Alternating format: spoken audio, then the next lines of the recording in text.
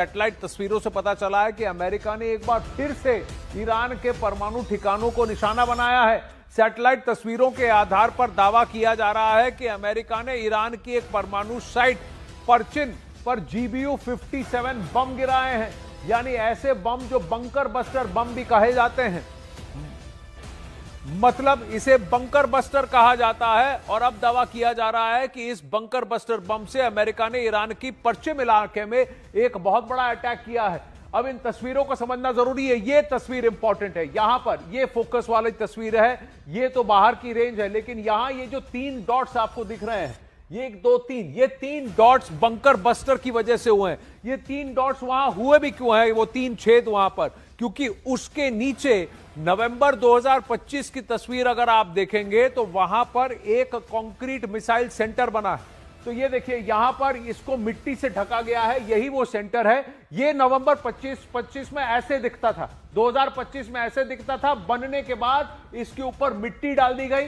जैसे ही ये मिट्टी डाल करके इसको छिपा दिया गया, ये ताकि ऊपर से ये एकदम नॉर्मल सा लगे, लेकिन इसके अंदर आप देखिए कितनी कंक्रीट बेस बनी है। और इसी के ऊपर अभी जो पहली तस्वीर आपको दिखाई गई थी, 3 छेद दिखे हैं। ये 6 मार्च के बाद की तस्वीर है। 6 मार्च 2025 को इसी जगह पर इसके ऊपर 3 बॉम्ब गिरे हैं, GBU-57 वाले बंकर बस्टर।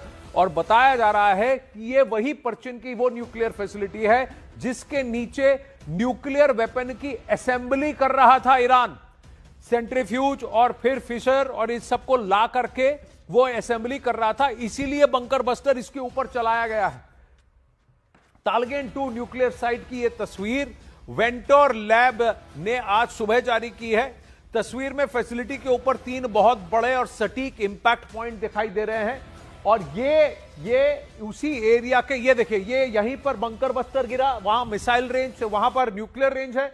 और इसके अलावा ये सारे जो आपको दिख रहे हैं, 1 2 3 4 5 6 7 8 9 10 इलाके, 10 स्पॉट्स, ये बताया जा रहा है कि ये ईरान का underground liquid propellant missile system बनाने वाले, क्रूज मिसाइल सिस्टम बनाने वाले इलाके हैं।